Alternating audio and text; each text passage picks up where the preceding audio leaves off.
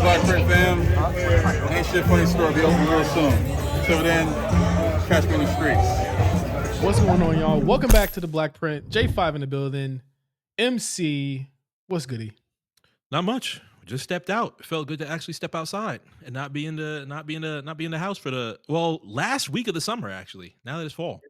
Last week of summer, first day of fall. We back here. We got a special guest today. Obviously, shout out to Josh Pease. He's still on break. We saw him today though. Mm-hmm. Still good. We literally just saw Josh a couple of minutes ago, but of course we had to come back, record a show for you guys. Josh is out there at Central Flea selling his wares. Selling all of his wares. Yeah, man. I haggled him down. I'll tell you about the haggle story in a minute. I haggled him down. I still got my bracelet on right here on the side there. Had to haggle him, but we got a special guest, of course, the co-host of Recut Gems with MC himself, A+, my brother, my best man. What's going on, bro? What's good, my brothers? How y'all feeling, man? How was the flea, man? How was it? Central Flea. It was dope, man. It was one of those things where like I was like, I know I'm gonna see mad people that I know or I've worked with here. I literally told Mark this shit, and it was like that was exactly the case. I saw like mad people I work with. We were walking past, and I look over to the left, and I see a familiar face, and you know who it is? It's that nigga. Same old name. He was a player. My nigga. My man J305 spotted me from across the aisles, man. And you know, shout out to J305. That's one of my first interviews that I did when I moved to California almost 10 years ago.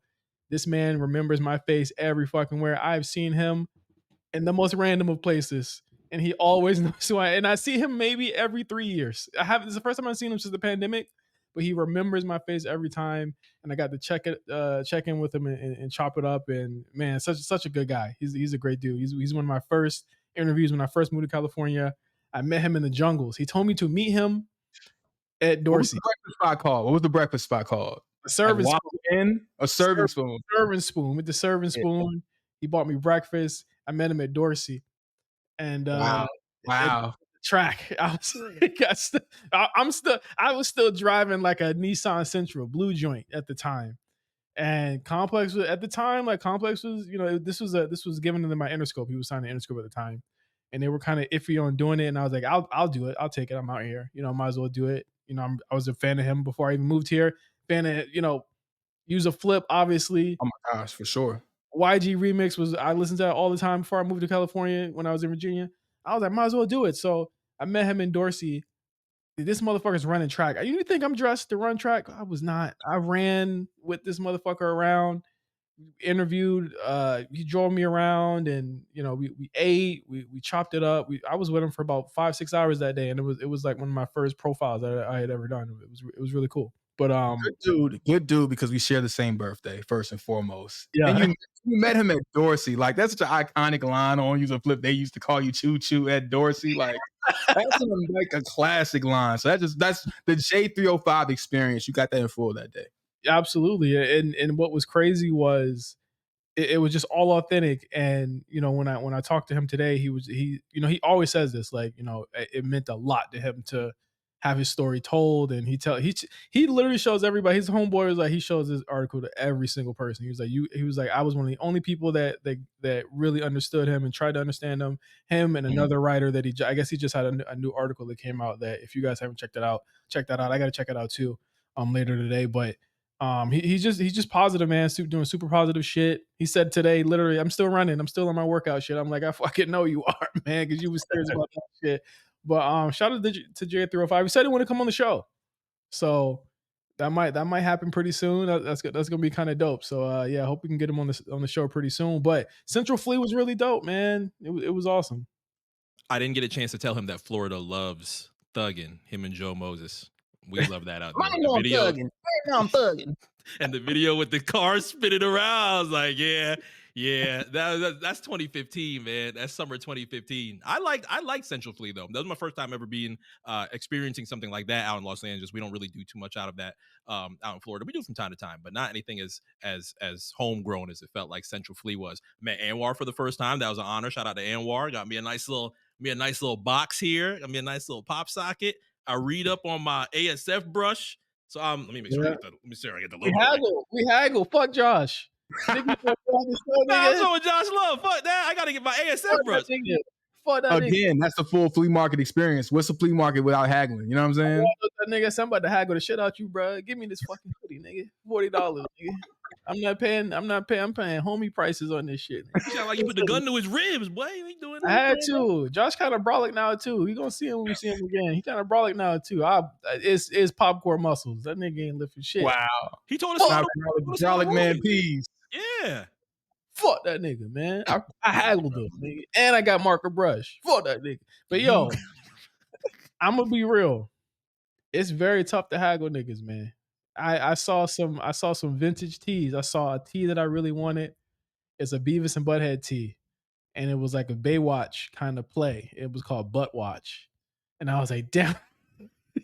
What's his face? The eyes plus head immediately was like, yeah. Yeah, I can see that. It said Butt Watch. Let me see if I can find it on here. It's called Butt Watch. Butt Watch Beavis. He saw that tee and a couple of other wrestling vintage tees. I was like, I'm gonna let you know right now. They gonna tell you a triple digit when you ask how much it is. It was an old Stone Cold 90. It looked like a 90. It had to be like early 98, like Rumble 98 era.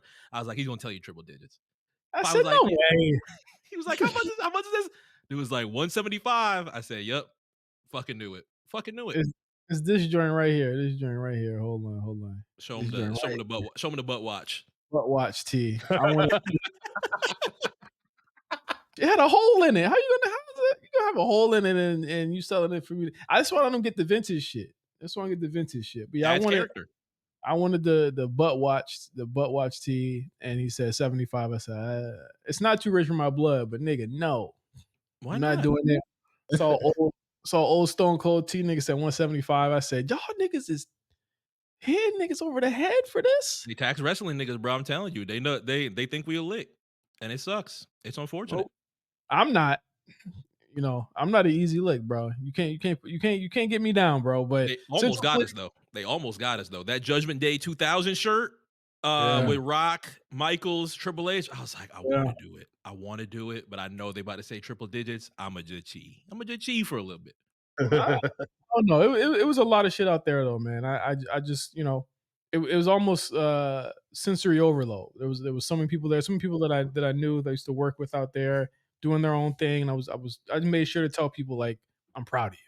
You know what I'm saying? I'm proud of what you're doing and seeing what you're doing, and it's just great, man. Shout out to Anwar, shout out to J305, shout out to everybody I saw there today. But we got a lot to talk about, man. Yes, it's been a busy 2 weeks. I mean, I don't think we've ever had any episode where there wasn't anything to fucking talk about or anything that was immediately going on. But I want to kick it off with New Future. We love Future on this show. We just re-reviewed Honest a couple of months ago for Throw Blacks. He just put out his third project of the year, MIXTAPE PLUTO, #MIXTAPE PLUTO. I'm gonna be real, man. I told Mark earlier I one and done it. I don't know if it's gonna ride that much. I thought of playing Ski today. When I was in the car, I said I can't even do it, man. I'm just. Is it tired out? Did anything on the album or make any playlists? Did you think you're gonna make year end 2024? What do you think about where these records are gonna sit? Off this one, no. Yeah. Off of We Don't Trust You and We Still Don't Trust You. Yes, absolutely. He put out 2 solid projects. I think really what it is, and I think the overarching thing with MIXTAPE PLUTO is that I feel like Future is kind of I said this on Twitter. There's a memification of him, right? Where like everything he puts out will always be an event. Like regardless if it comes out 1 week, 2 weeks after, it's always going to be an event because there is a certain character that follows him, and that is the toxic character. And they're like, oh, I see tweets. I turned on Future today, and I hate women.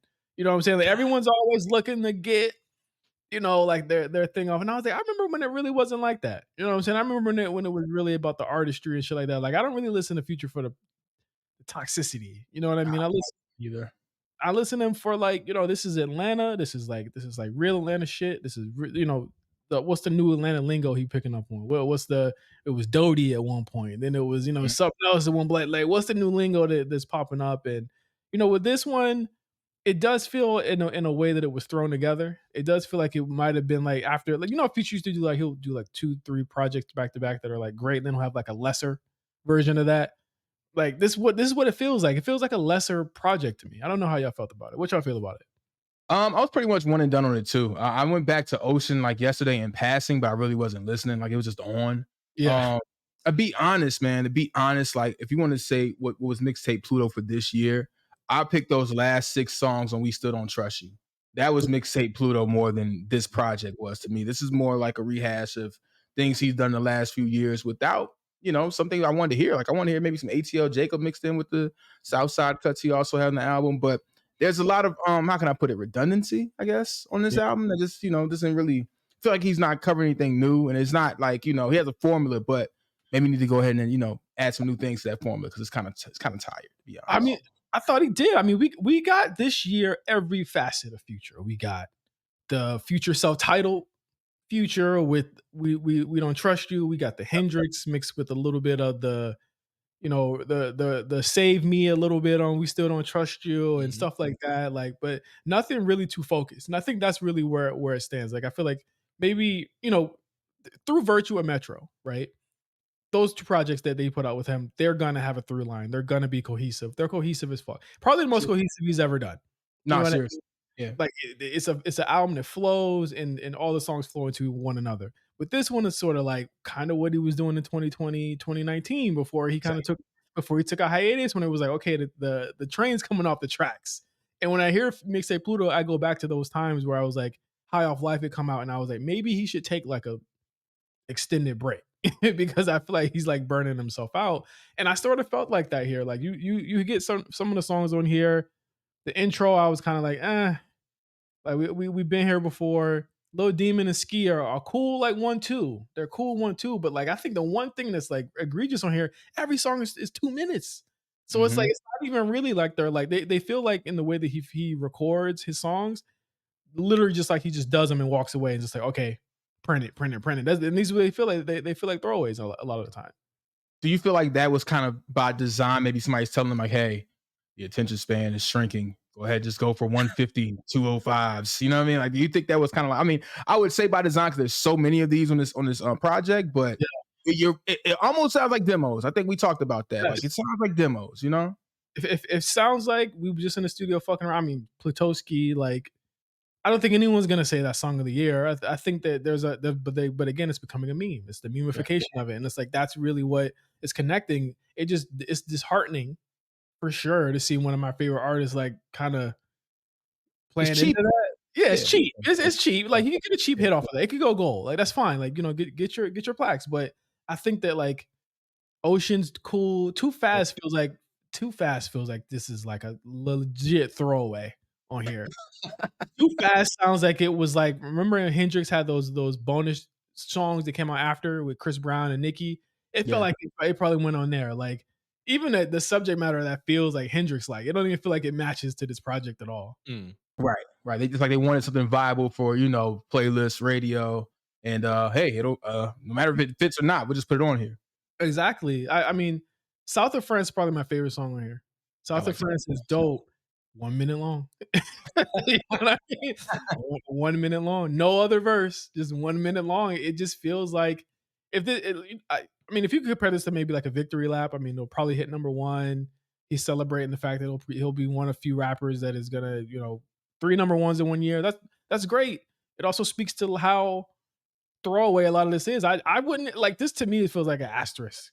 We're number 1. I'm like, it ain't even. I was like, it could have not gone with number 1. I would have been fine with it because I feel like we still don't trust you, and we don't trust you are still better bodies of work. Now, on the other end of this, those 2 albums I don't listen to all the time either. I don't know. I don't know if that's the same for you guys either. Some people don't want to play that each and every day, but then there's the records that people do come to, longer Future records, shorter Future records. And it's not necessarily to say that, the shorter the record for Future, the worse that it is, because we love Massaging Me, but I don't think there's a Massaging Me on mixtape Pluto, to say the least. But there are Future projects that we can play every day. I play Wizard. I was just saying today, I play Wizard all the time. I play Self-Titled all the time.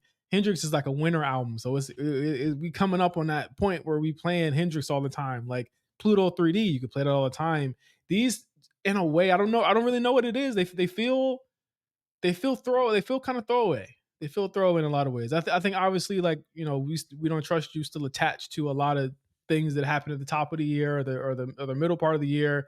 I don't even think it felt like to me Future was trying to like get away from those albums as quickly as possible. Like I was like, he's promoting mixtape Pluto in the middle of a tour for 2 albums that he had coming out that came out April and March. You know what I'm saying? Like it seemed like he was trying to get away from him. Yeah, back to what you said about like Hendrix, man. I mean, Use Me does kind of sound good, you know, even better in like November, December, especially if you're like in a cold weather city such as Cleveland, like I'm in. But yeah, I mean, he's kind of sped past. Well, here's the thing. I mean, I feel like we could have got some more visuals from those 2 projects, but they just kind of, I don't want to say came and went, but there wasn't much support after they dropped. You know what I mean? So outside the tour, which I mean, it's always going to be a medley of his biggest hits more than, you know, album material. Yeah, I mean, I didn't even see any clips of him playing a lot of songs from that, other than like the top 3 kind of, which was Type Shit, which is still in the running for probably my song of the year. It's a fantastic song. Got drowned out a lot by the noise of the year, but you know, still one of my favorite songs of the year from him. And he's rapping on that. Oh, you know what I mean? He's rapping on that, and I think that, you know, by proxy with Mixtape Pluto, it's like I keep seeing people say. And that's what I'm saying. Like, I feel like he skirted past a lot of criticism because of how like of an event this is. Because it's like it'll people will be talking about this for a couple of days and they'll move on because they got to get their viral tweets off. But somebody was like, "Well, this is like real. This is like real Future. Y'all wouldn't get it. You're not a day one." Like, nigga, are you a day one?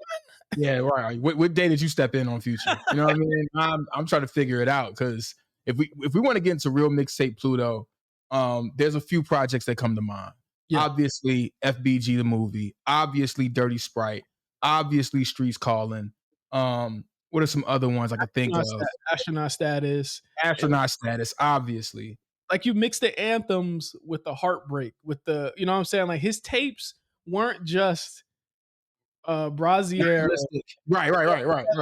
Like this, that's exactly what this is.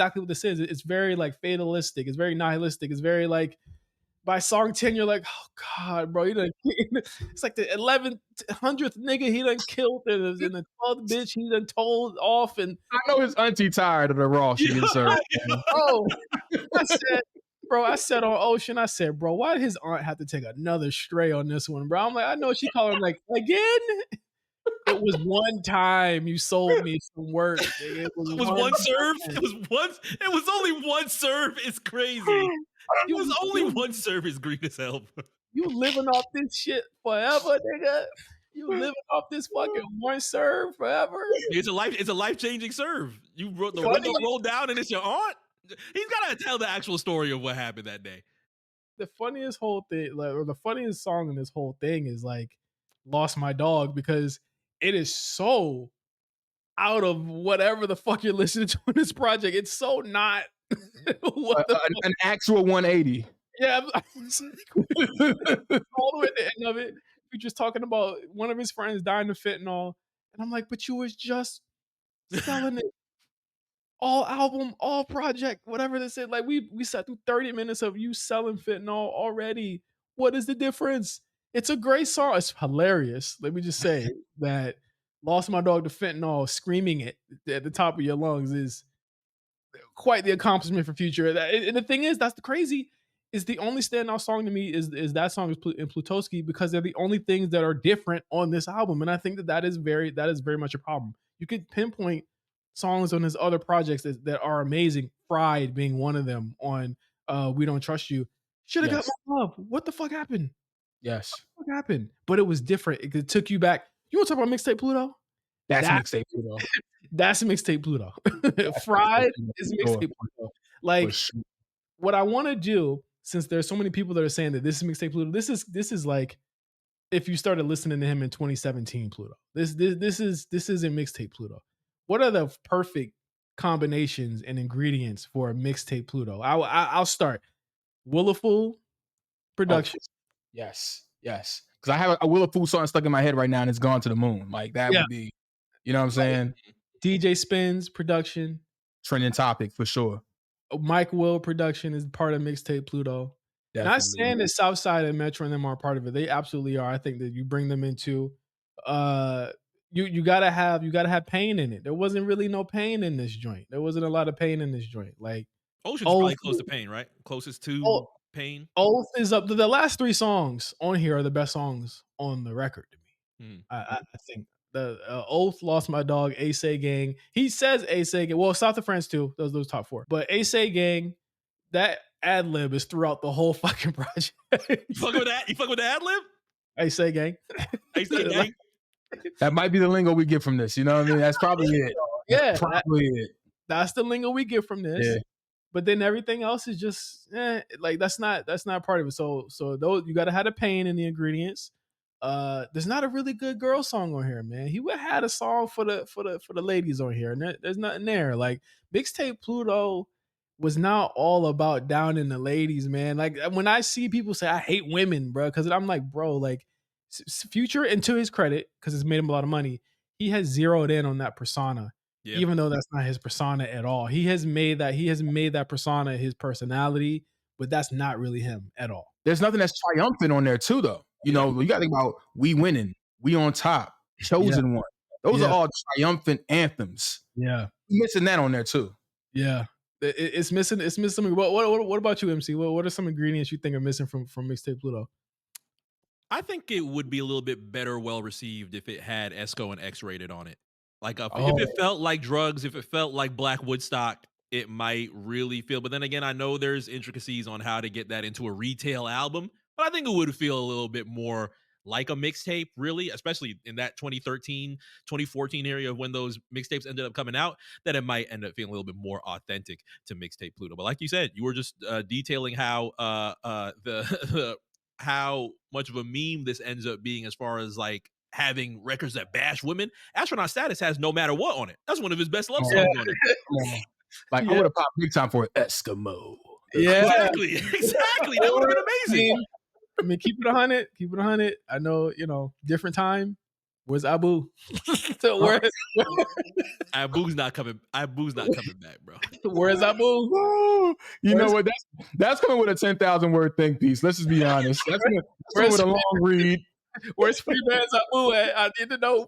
That's what I'm saying. Like, no one's mentioning this. You know what? Like, struck me too. Playboy Cardi shouldn't be the one getting this right with getting Swamp Izzo drops. Like you said that there was intricacies, Mark. I don't feel like there's a lot of intricacies. Just get the guy that got the drops. Mm-hmm. You know what I'm saying? Put the drops on there. Like there isn't even a Southside drop that I heard visibly on this project or like a Taurus or anything like that. Like everything got cut. I think another thing that bothered me was this shit is mixed terribly. Terrible. So actually it's terrible in the car to listen to. I'm not gonna tell you.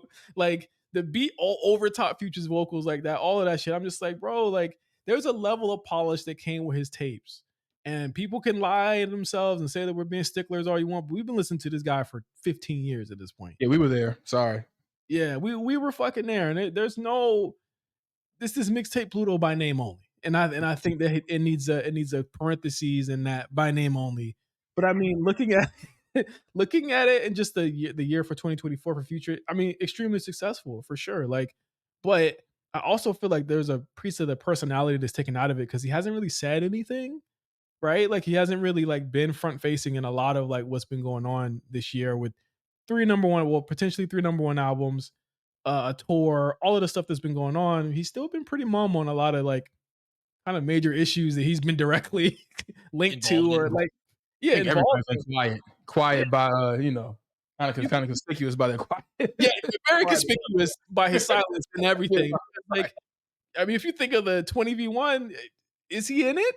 It's almost like, is he in it? Like, it feels as though he's kind of separated himself from that whole narrative as well. Which, I mean, cool with him, cool for him, or however he wants to proceed. But I think this year has been successful, but also weird in the larger scheme of things within rap. Him being by and large, probably the second or third most popular or most streamed, happening rapper this year. Like, he's just been kind of there. Do you guys feel like he takes over J. Cole's big 3 spot? I think I've been seeing a lot of people say that this year, that he's officially taken the Cole 3 spot after Cole's actions earlier this year. You could have asked me about 10 years ago. I would tell you the same shit, but hey. around Forest Hills Drive, you would have said yeah, 14, 15, you would have asked me. Future would have been there. Well, he's always been there for us. But I'm saying just. But I know what you mean. Yeah, overall, when this whole thing happened, J. Cole just kind of like at the time ungracefully, but hindsight gracefully bowed out. Yeah, he kind of took himself out of it. I mean, it's the guy was getting ready for the fall off. So I'm pretty sure the fall off is going to be in his like 8th iteration now. It's going to look different. And meanwhile, Future is going to be maybe on his 8th album of the next couple of years. You know what I mean? Like again, I feel like I like Future when he was taking breaks. I think the break from I Never Liked You to Here was very nice. We hadn't heard a lot from him. 3 is excessive. 56, 58 songs from any one artist is pretty excessive. I could say that I'm probably starting to feel the fatigue, the Future fatigue. I mean, like people be like, "Whoa, he saw 3 number ones. It's not fatigue." I'm like, bro. I mean, look at the diminishing returns on each one after they look at what's out there. Yeah, exactly. Like people, I feel like they're gonna get this and they're gonna move on. I feel like not the strongest Future record. I still feel like We Still Don't Trust You could have got a lot more burn, but even I look back to that and I'm just like, where does that one stand in your Future discography? Like it's a poor man's Hendrix. That's just how I look at it. It's a poor man's Hendrix. Straightforward way to say it. No, I mean there's no My Collection on We Still Don't Trust You. So I mean, We Still Don't Trust You. Does it? What is making TikToks? We Still Don't Trust You. I skip that intro every single time. That's one of the worst Future songs he's ever made. It sounds like somebody put him up to it. I don't know if it was Metro. I don't know if it was XO Crew. I don't know, but it just sounds like something. I'll roll with it. Okay. Hey, Cash, probably there's something outside for you, bro. There's something. We on a bean this week. We start dreaming of kids. Damn, nigga, for me, nigga. Damn.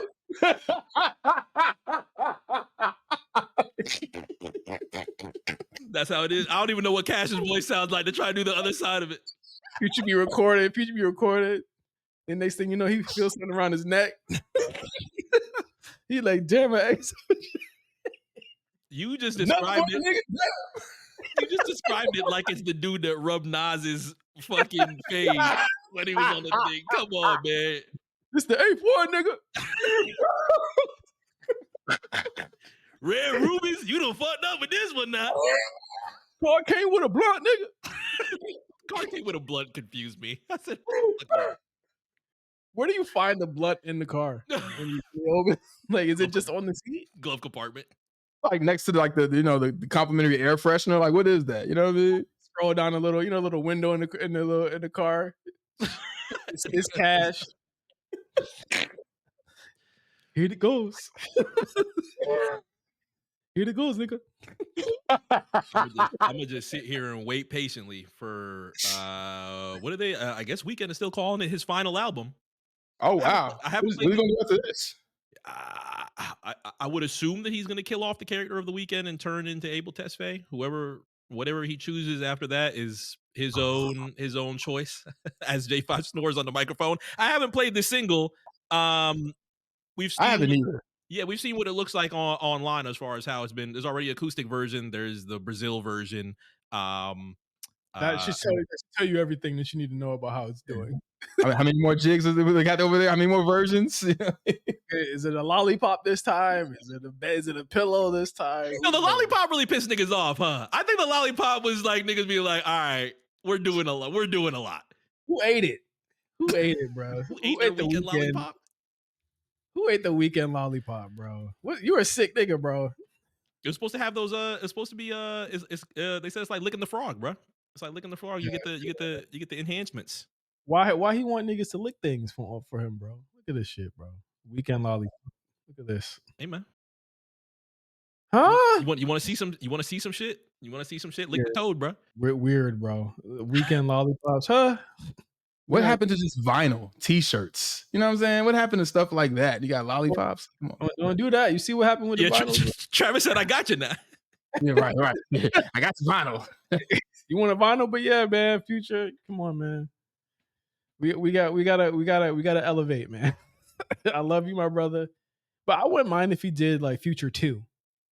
That'd be dope. I was gonna say, speaking of mixtape elements, even Future had mixtape elements when he was when Got It All was doing the radio segments. He's like, "I'll go to break, Yeah. break." Yes. Bro, Yeah. Cap City, bro. Where's Yeah. Cap City? I'll take that over Abu. Who knows? But Abu Booming not coming back, bro. I'm trying to tell you. let us know how y'all feel about mixtape Pluto in the comments, in our YouTube comments as well. Shout out to our YouTube commenters, man. Shout out to you guys. You guys watching us faithfully on YouTube. We gotta get down to the nitty gritty here though. Diddy. I don't know why why am I laughing? I'm laughing because I'm about to nitty say, gritty. yeah, why am I laughing? That's why. I think that's why. Well, me and A Plus already had like a small PD talk on the A show this week when I referred to the health. That's right. Sean Combs, aka Puff Daddy, aka P Diddy, aka Diddy, aka PD, aka Love. I didn't call him Love. Yeah, this is the new alias. That was like the last alias he tried to introduce when he formed Love Records.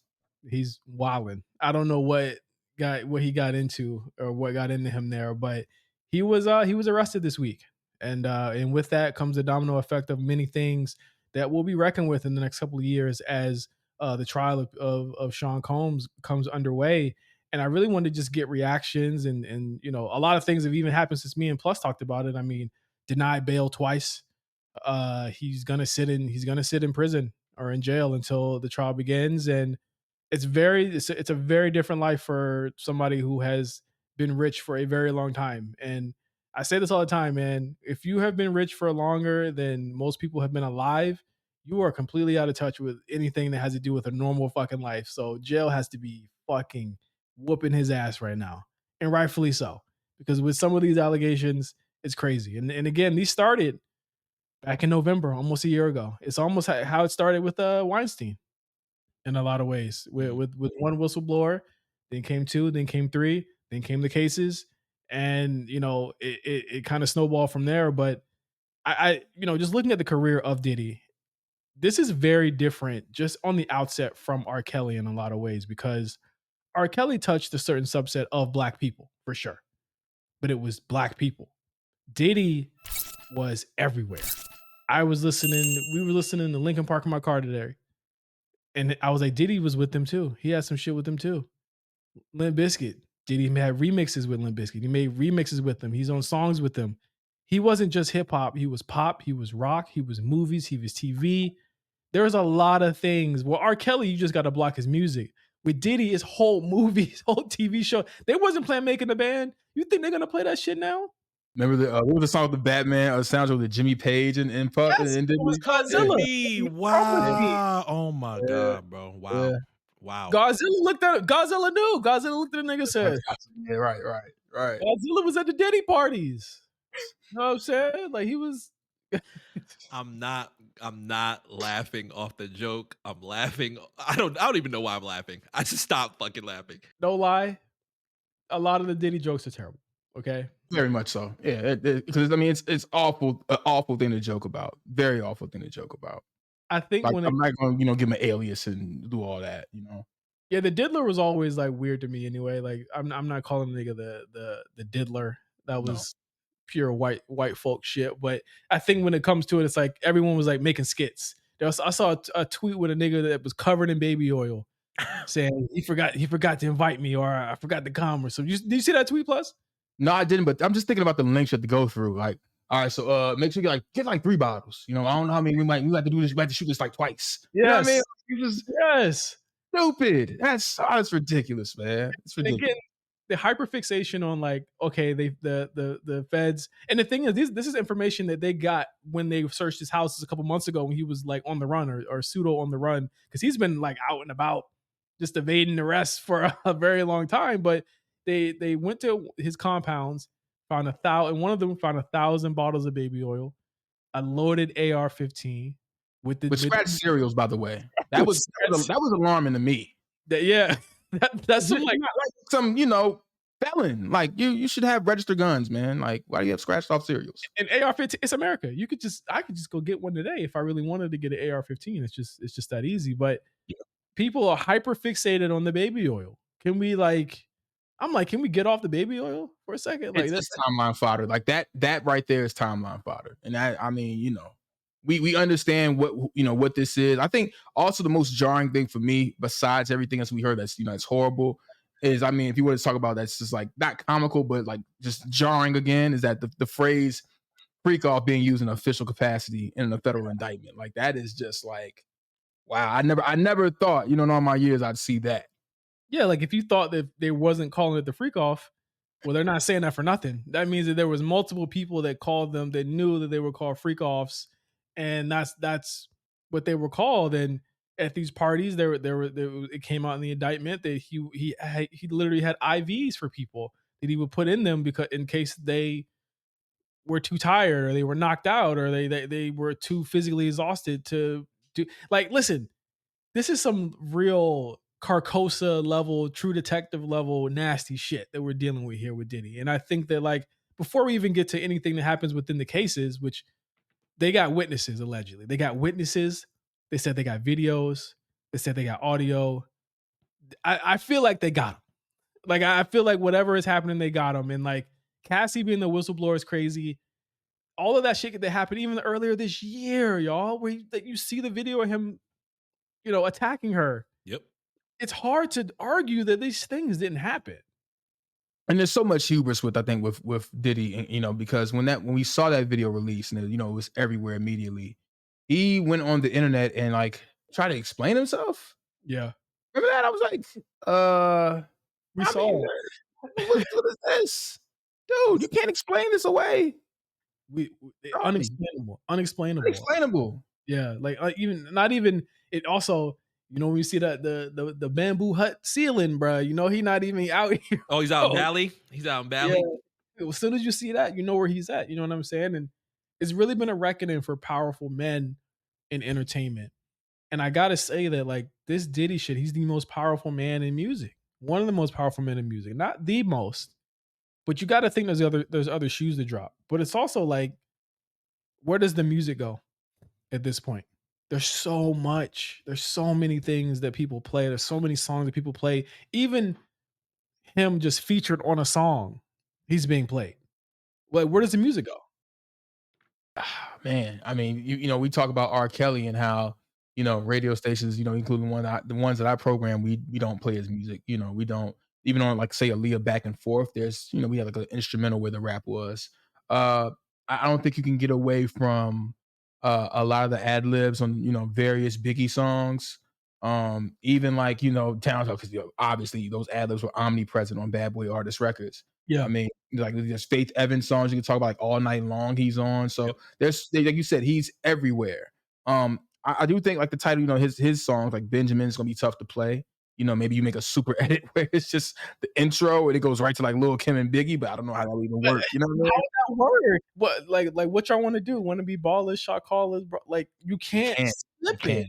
There's certain things where he's just synonymous with it. You know what I'm saying? You can get the solo albums, they can go. I'll Be Missing You was one of the greatest tribute songs of all time. One of the greatest. Mm-hmm. It's not gonna hit the same. It's not gonna hit the VMA's performance, iconic, but it's not gonna hit the same. The more that we hear, the more that we see, the more that gets revealed to us, it is going to become harder and harder to do that. I know that this happened with a lot of people, R. Kelly. I feel like as heinous as R. Kelly is and was, this has the propensity and the capability to be worse.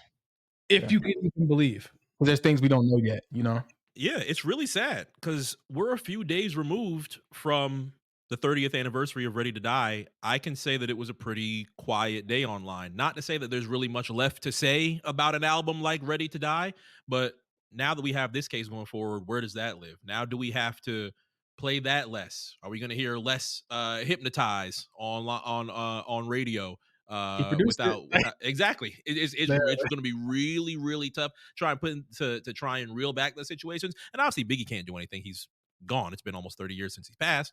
But I think a lot of the discography is going to be a lot harder to try and to try and take away and try and pull things out of, as opposed to R. Kelly. Might be a little bit harder for those that still want to and specifically say, yeah, I still do it. Yeah, I still listen to it. Y'all are playing around.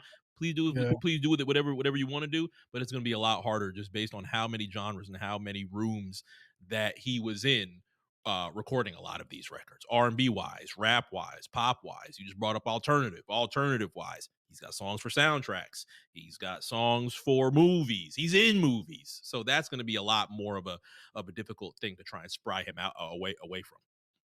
His production discography starts in 1991. Yeah. It's 2024, 25. Jodeci Forever My Lady album, Come and Talk to Me remix. Come on, my nigga. Yeah. A lot of what's the 411 with Mary, you know.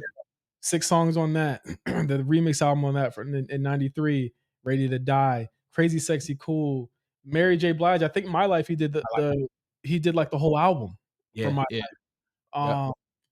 Faith Evans album, fucking Total album, Boys to Men, Biggie. He did a KRS-One joint. Mariah Carey, he did Honey. Yeah. I forgot that. You know how hard it is for niggas to be like, yeah, we can't play this anymore. He did Honey. He did Phenomenon for LL, which is still crazy, but they still play that. I didn't know that video was nuts. That video was nuts. Like a phenomenon. That's good. Wow. He did Spending Money on R, by the way. Don't forget about that. Yeah. Gonna be a party, y'all. He did Saga Continues, another classy shit, bro. A classic album. Bad Boys 2. One of the greatest soundtracks of all time. Imagine they censor Shake Your Tail Feather. You gotta tuck Shake Your Tail Feather. I was about to say. Yeah. Damn, bro. Like you can't. Well, no, he didn't do Shake Your Tail Feather. But he was on that song. Yeah, he just on it. Yeah. Wow, man. Mary J. Blige, Love and Life, did that whole album. You know what I just realized also? We can't play Shadyville Entertainment, Bad Boy collaboration. I love niggas because niggas are me nonstop. Can't do that no more. Can't do that. No more. This one is something that people ain't really talked about either. He did a large part of Jay-Z American Gangster. At least. Oh yeah, he helmed over that. It's almost like he almost put together the Hitman again. You know what I mean with that? Because I know Sean C and LV were a lot of had to do a lot with that album. He did Rock Boys. He did Sweet. He did Party Life. Party Life is like one of the hits. Oh, you know what I'm saying? It's like, and I'm not saying this, this to be contrarian. To big up to big up like what he's done. I'm just saying that like this is the breadth of his work. Like this is the things that he has done, and I haven't even gotten to the 2010s yet where he had a resurgence. Like he literally came back. You know what I'm saying? And like I don't see a world where his name is brought up in the same light as it was. But you know what? If it benefits the victims and then the people can talk about it now, so fucking be it. You know what I mean? Like so be it. If I can miss out on making a band, I can just watch the Chappelle Show version of it. You know what I mean? Like that's literally all it is. But I think as it gets to more of that, it's just like, how do people our age and older than us reckon with this? I take it that people older than us are not taking this very well. I know that they're not. Just seeing how they react to R. Kelly, I know, or Bill Cosby. Or Bill Cosby, they're not taking it well. Always trying to get us. They're always. And to that, I always say, like, we don't pay attention to the Black legends that have kept their nose clean and done very positive things for the community and everyone else at large. Like that just bothers me that because it's in your face, because it's on the timeline, you feel like every Black legend gets tore down at some point, and that just isn't true. It just isn't true. Yeah, it's not. I mean, you think of some of the people he's worked with. You know what I'm saying? Like they have done positive stuff. I know Stevie J looks like a fool now because he was like, he ain't doing that, nigga. He was hanging out with Stevie J again. That's how I knew was up. He was hanging out with Stevie J again. I'm like, come on, man. He did a lot of work with Pusha T. He did a lot of work on Burna Boy, Twice as Tall. He 4 did? years ago. I didn't even know that. Yeah. Wow. He did. He helped produce Way Too Big, Naughty by Nature, Alarm Clock. He did a lot. Him and Burna Boy were like, I would say that if there was somebody that was like a new artist he was close with, it was Burna Boy. Yeah. Don't say it too loud before they knock down that door. What do y'all think about all the people that are like, well, he took a picture with Diddy. He had to know. He took a picture with Diddy. He had to know. Once again, it's like it's comic view, man. To a lot of people, it's timeline fodder. You know, a lot of people are now unearthing videos. I mean, I've seen no short of maybe 3 to 4 Justin Bieber and Diddy videos that people are making fun of. And you know, like I said, if that's the case for real, that's no laughing matter, dog. That's disgusting. You know, but once again, the timeline is going timeline. So I'm seeing people be like trying to use it as like a bargaining chip for like the Drake Kendrick beef. I'm seeing that shit. I'm like, guys, can we not realize this shit, please? If they're subpoenaed, then that's a problem. They're not subpoenaed. They don't know shit. You know what I'm saying? Like, y'all just stop it, bro. Like, again, the game right now, the rap game right now is so strange that we are literally trying to end people's, like, not just their career, their livelihoods at this point. They're literally people that are like trying to be like, well, Kendrick took a picture next to Diddy, it's over.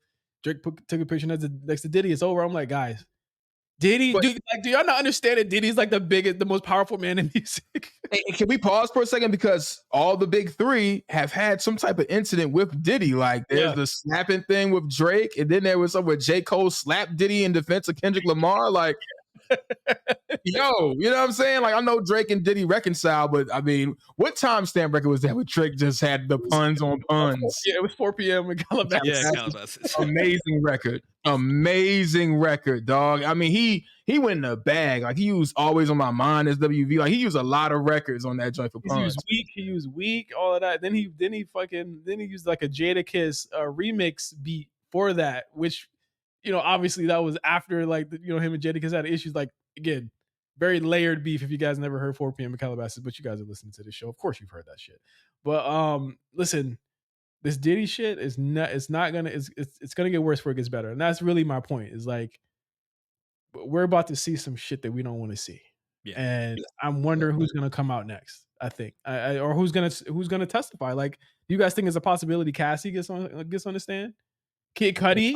Yeah, there's a possibility. Yeah, for that story to be true is once again like mind blowing. You know what I mean? That's super villain behavior. You say Cudi should? Cudi should absolutely. You try to blow up my car? I'm showing. He still doesn't even want to talk about that because he was scared. Like, again, like people was living in fear. Now they don't gotta live in fear no more. So guess what you're gonna hear? You're gonna hear a lot of shit.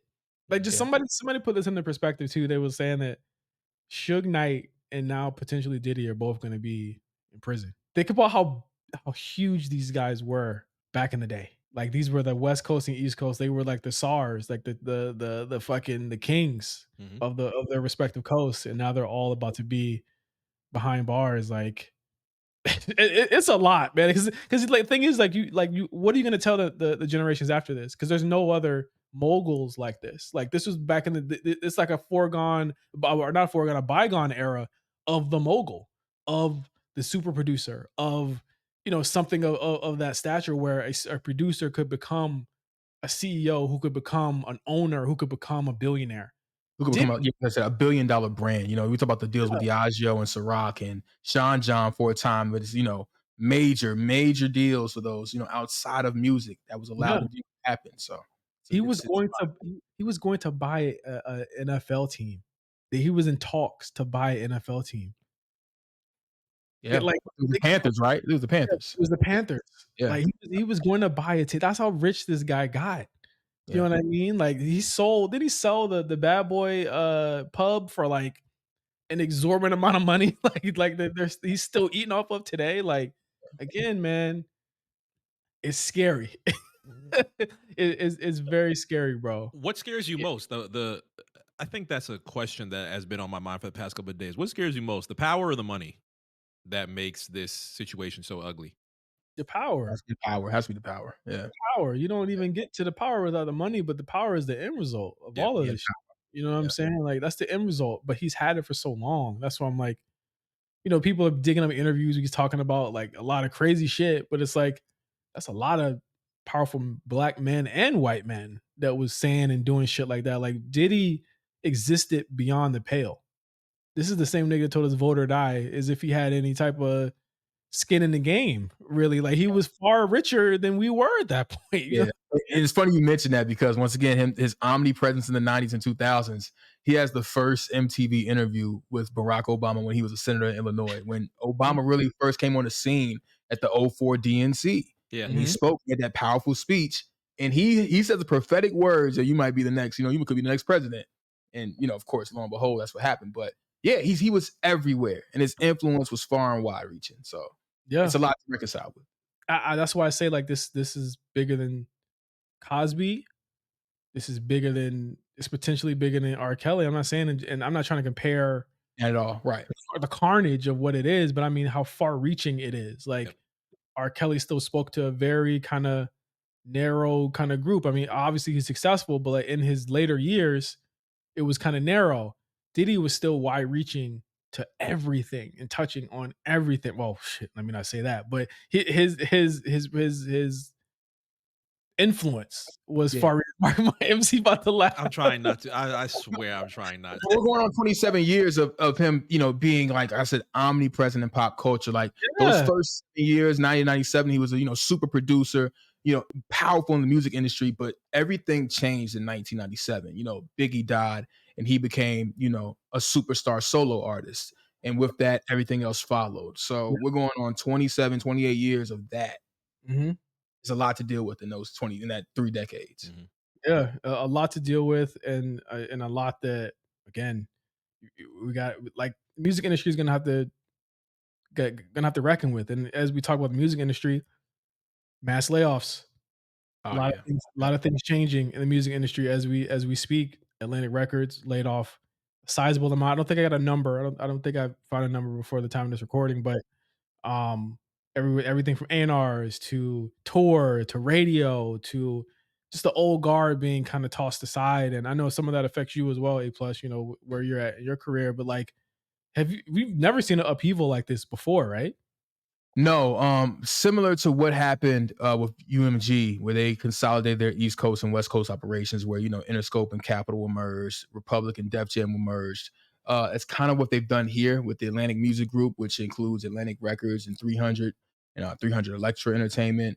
And there's people I've known for the better part of 2 decades that were affected by that. There's more than 5 people I know that were affected by that I talk to on a regular basis, and that is beyond sobering. Like, getting the news that it affected them Friday morning, I was just like, I was definitely like put off by that. Like, I was dejected. I can't even lie. Like I said, these are people I've known and talked to for the better part of 2 decades. It's just, these people have livelihoods, they have families, they have a lot of things that they have to, deal with.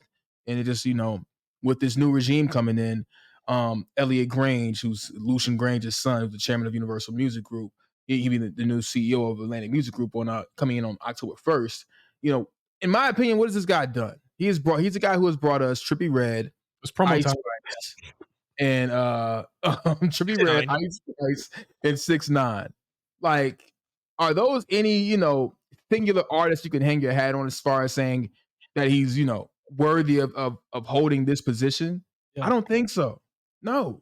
So this, once again, you can't really prove it because it spans across 2 buildings. Once again, Lucian's the CEO of Universal, whereas Atlantic falls under Warner Music Group. There's still clear-cut nepotism involved here. There's only 3 buildings. It's Universal, there's Warner, and there's Sony. Yep. So you can't tell me that Lucian, who of course, they have the largest market share as far as the music industry goes, UMG, doesn't have a friend in the building over at Warner that would have allowed, this to happen. And like I said, I don't know, on his own merit, fuck no. I don't think though. I don't think so. No. And what's crazy is, to your point, the people that were let go and affected by this, like, there aren't many buildings to go to. I mean, everything is under those three buildings, and it's like, okay, I can go to Sony. Oh, we're full. Okay, or I can go to UMG. I guess I can go to Latino or something. Like, what I'm saying? Like, UMG has so many branches. When I was there, I was just like, there was shit that I ain't even in that fucking building in Santa Monica. I was like, shit, there's so many nooks and crannies in this fucking building I ain't never seen before. But like, there's very few places to like go, and it's like the indie label is like non-existent. You know what I'm saying? Like the indie label getting what they got to get is non-existent, and that's because of all of the consolidation. And labels work with Live Nation. Live Nation, routes all these tours. It's like, it's not the same as it was 10, 15 years ago. And it's sobering, like you said. It's a real eye-opening fucking moment, because it's like, what have we wrought after a pandemic, after 10 years of streaming or developing or seeing what streaming was about, like what have we wrought? What have we created where, to the point earlier, like we don't have moguls anymore. It is like a mogul and his Yeah, family. You know what I'm saying? Like we don't have moguls anymore. Like P. Diddy and Dame Dash and Jay-Z to a certain extent, and all these people, they kind of created their own. They kind of created black wealth. You know what I'm saying? And we're seeing the last vestiges of that kind of go away very very slowly. Like you still got your QCs to a certain extent. You still got your TDEs. Drake's doing his own thing independently. Kendrick's doing his own thing independently. J. Cole's doing his own thing. That's it. Everyone else is connected to this. Everyone else is signed somewhere, and that's the scary part. yeah. Black music as a whole right now is kind of in a space where we're in dire need of new, not just stars, but superstars. Drake Yes. and J. Cole and later on Kendrick came along at a time when we really needed them. Mhm. And now we need a new set of them. Not exactly them with those same qualities, but whoever will be that person to lead us into the next decade plus, then we need them to emerge because it's getting kind of spooky out here. Like pop and country are surging. They have Yeah. rebuilt their genres and they have emerging superstars. Mhm. And I'm looking around, I'm going, where's the next one? And it took such a long time for pop and country to certain. I mean, if you think about country as a black man on top of Yeah, of yeah, all of that, right? Of that resurgence. But you think about it took so long and they had to redo it so many times because of the time just wasn't right. Rap reinvented itself multiple times. It was the South coming in, then it was the South coming in again, then it was Atlanta reinventing, then Miami had a touch, then Texas had a touch. Like everyone had a touch at the ball, and then and I don't know if we blame what it was, but I feel like people went to the well too many times of those top three guys. They went to the well too many times, and Kanye. Like yeah, they went to the well too many times of those people, and they're all burnt out. You know what I'm yeah, saying? It's all over. Like Drake's still gonna do what he does. Kendrick's probably gonna do more than what he used to do now. yeah. That which is great for him. 15 years in, that's what you want to see, right? J. Right. Cole's gonna probably do what he does. That's it. I remember Chance the Rapper was supposed to be on that level, Yeah. and then that never happened. And then it just kind of snowballed from there. And I think that's really where the thing was. It was supposed to be Chance. I feel like it was supposed to be Uzi. I feel like it was supposed. You never really put Future in that conversation. You never really put Thug in that conversation. I feel like Thug for sure was surging to be like, I'm telling you, 2022 Thug, Slam Language 2 with Gunna coming, and then him coming out again that year. They were ready. That all got blown up. And that's why I feel like Atlanta's kind of like still struggling and trying to get back because their biggest proponents were those four guys. That was their core. It was Future, Thug, Gunna, who's the four? And Cardi, right? So I was like like, yeah, yeah, Cardi, they're gone, you know what I'm saying? And Cardi takes 4 years to put out, put out one album. You know what I mean? Like you can't do that. It has to be consistent. I think we've seen that with Drake. It has to be consistent. You have to be consistently out there. But as far as like a next superstar, I just don't know, bro. I don't yeah, know. yeah. I don't see it because it's going to take somebody young because they're going to be the ones to rewrite what these guys are doing right now and changing those laws. But until then, we got like Sabrina Carpenter, we got Mhm, fucking mhm. Uzi, we got a lot of that, and I think we're now at the point. Nobody wants to hear this. We're now at the point where that 2010 era of rap is like their legacy. You know what I'm saying? They're gonna do what they do, but they're really for like people my age. They're really for like what are the Gen Alpha? What's the Gen Alpha equivalent? I don't know. Yeah. When the artists in the 20s, in our 20s, I'm saying in the last decade, look at the summer of 2013. The summer of 2013 for me was so special because that was the emergence of Migos and Rich Homie Quan. And Mhm. now we can't celebrate those artists the same way we should, because Mhm. Quan's not here, Takeoff's not here. Yeah. You know, that is depressing. Yeah. And to see that wiped away in the span of a year and a half, guys, it's crazy. And to see all of that, like rap has had some pretty catastrophic things happen that wasn't just the beef.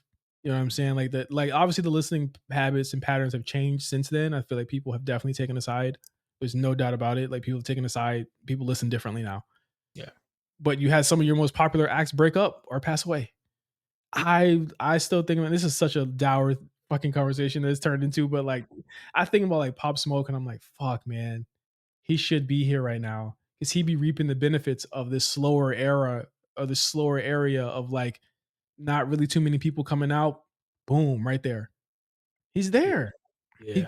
He would have took over. He would have been on these tours. He would have done all this shit. Like him, Thug, all these people would have taken over in this slow era. Because what happened when Jay retired? Wayne came out, Jeezy came out, Ross came out. All of these people were ready to be next up. Who's next up? Playboy Cardi. I don't know if he's gonna attach the same way as those guys did. I really don't see it. Like he's Yeah, I gonna. can't see it. He's got the youth. I don't know if he's got the mainstream. Like Yeah. the Camila Cabello shit didn't really do much for her, nor did it do much for him. Right. But I feel like for him, it has to be. I think a lot of it is the legibility and knowing what he's saying and understanding really what the vibe is about. I'm like, it feels very niche to me still. Popular niche, but not Yeah. mainstream yet. Not mainstream yet to me. Does it worry you about this album coming up? No, I think the album's gonna do what it's gonna do. I always felt like Cardi, this is gonna be like the make or break for sure. But I feel like I don't know if it's gonna have like a Drake, Kendrick, Cole level, like 400K first week. I don't see that unless there's like bundles and shit, which is like whatever. But like it has to be for me, MC. It has to be consistent. It has to be lasting. Like it had like 100. Like you're looking at following up artists who have had albums on the Hot 100 for over 7 years. You know what I'm saying? Like that's real superstar shit.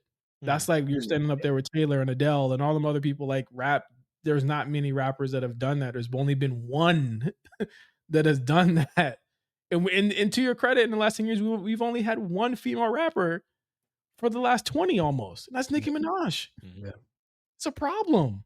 It is a problem. And back to Cardi for a second. I don't think he's had anything commercially viable since Magnolia or Woke Up Like This. I think that's when he had a shot and a chance to really reach outside of his core fan base. Mhm. And I haven't heard a record worthy of that since that project. You know, like Shooters was on that project too. Yeah. Those are songs that people outside of his fan base reacted to. All like, and he's got and let's be honest, he's got a fucking rabid, ravenous fan base. Very. They know where his jet is going. That's how crazy their fucking fan base is. They're gonna come out in droves every single time. There's no fucking doubt about it. That's how you build it. That's how you get grassroots. But like outside of that, it's too. It's like remember when DMX came out and everyone was like, "Oh shit, what the fuck is that?" I don't see that type of wonderment with him. It feels just like young nigga shit.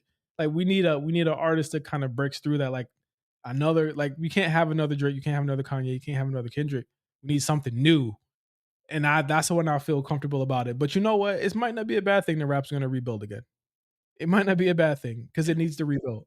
Shit's fucked up. Shit's fucked up right now. I might need to We're just in rebuild. the destroy part of the phrase. We just gotta get to the rebuild, you know? Like, bro, Diddy's out of here. Yeah. You know what I mean?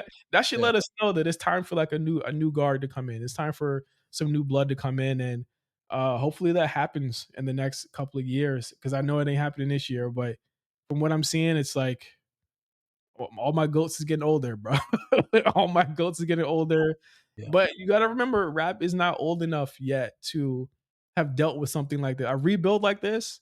Remember, we rebuilt after East Coast, West Coast, but we just rebuilt back into the Diddy era.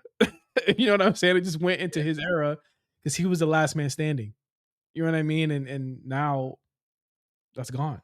So Like what is rock music right now? I mean, enlighten me if I'm missing something, but who are the leaders or the stars of that genre, whether we're talking with regular rock or alternative? Imagine Dragons. Well, it's probably Linkin Park. They're back again. They're getting active again. I mean, regardless of what they feel about their new lead singer. Just don't piss off Chester Mama. Rock is very, very strange because it's not traditionally what you or I, all of us know anymore. Because we came up in like we were like new metal, rap rock era. Like that's what we came up in. They're not it. They haven't had a resurgence like that since. I listened to this account on YouTube called the Punk Rock MBA, and he talks about why rap or rock is stagnant and punk rock is stagnant. And it's because no one takes risks anymore. So when you see rock music now, it's a bunch of dudes wearing suits and shit. It's a bunch of dudes like dressed up nice, and then no one wants to look dirty or have a problem or not have a problem, but like make cause problems anymore. Like that Eminem factor, the Limp Bizkit factor at that point. He actually says that he loves what Cardi's doing because that's the closest of what a disruptor does. But the issue is that that's not like mainstream at all. Like it's not what it is anymore. So like you're really looking at Sabrina Carpenter, making pop that you probably would have heard in 2004. Yeah. And it sounds new. It sounds fucking new. You know what I'm saying? Taylor Swift, she's gonna do what she does, and I think that that's those two, Billie Eilish, and that's three. That's where it's landing right now. I don't see nothing bigger than that right now. None. Even Eminem's getting old. Yeah. Yeah. I mean, shit. Even in Rock's case, they're banking on the big names. I'm scrolling through this playlist. I see Linkin Park, The Offspring Mhm. just put out a new album. 311's Wow. got something new out. Who else? Some 41's got something new out. The That's Killers all got our something era. new out. Yeah, But they respect their elders, bro. Listen to the way they listen to the way people talk about old rap heads. You know what I'm saying? Listen to the way that people talk about legends in rap, man. We just saw it with Lil Wayne. Don't let's not even get into that. We didn't even talk about the Super Bowl shit. Yeah. This episode is kind of like too far off for us to talk about anymore. But like, look at how they talked about Lil Wayne. You know what I'm saying? They talked about him so bad. they just tried LL. LL just had a nice set on the VMAs, and it was like, yeah, we gotta watch out with the old school hip hop on VMAs. I'm like, why not? He just did 40 years of records.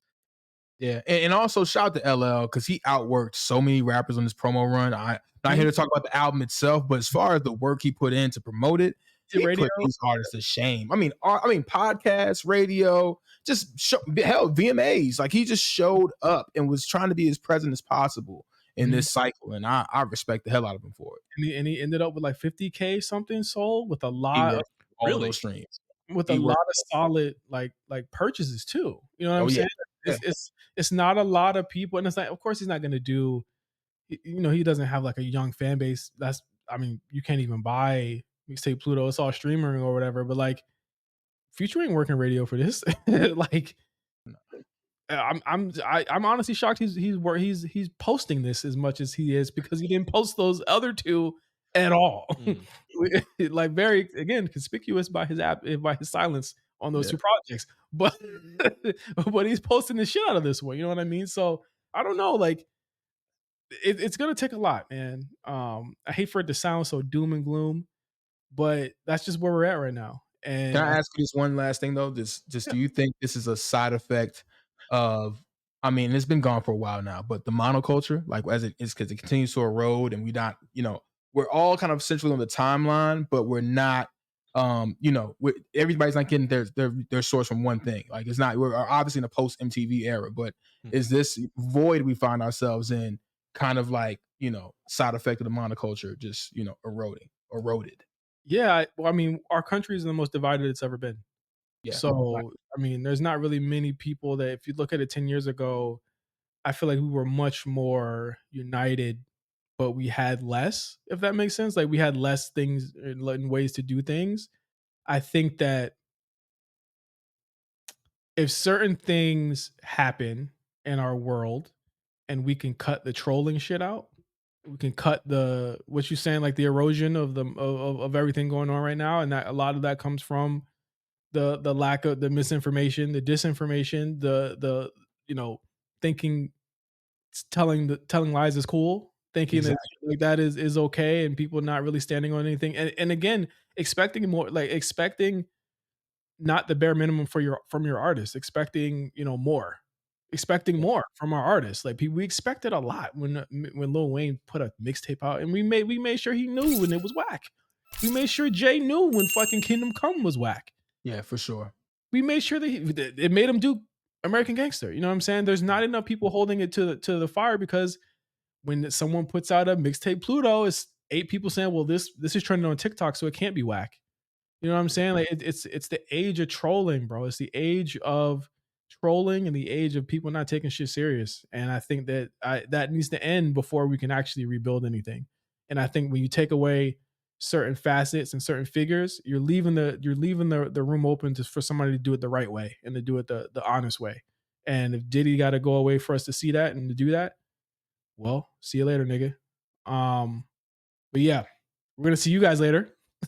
Thank you guys for listening to the BlkPrint. This was a fantastic conversation. Thank you so much, Plus. No, thank you. I appreciate y'all. Thank you for the invite. Of course. This was great. We're gonna nail down a date for Throwblacks in the next couple of days, so make sure you look out for that. Might be a little bit later. We're still working on the studio, but it's gonna be Rich Gang the Tour, Young Thug, Rich Homie Quan, Birdman. That was gonna be tough. I might get choked up on that one. That was gonna be a tough episode to record. Just I was listening to Rich Homie and my wife played ooh, ooh, ooh, ooh, ooh yesterday, and I was like, damn, man. That fucking remember that video? It looked like it had like the nigga sheen on it, the washed out. Yeah, that was like the Instagram filter of the day, right? One of the worst videos I've ever seen in my life. But that's coming up. But make sure you guys check out the bonus episode with myself, MC, and Cyrus. You guys really like that episode. Thank you guys for checking that out. We talked about a lot of like nerd shit. People really fuck with it. Hey, so we might do it again. So make sure you check that out. But until next time, for A plus for MC, I am J5. Make sure you guys stay safe. See you guys in the next couple days. Peace.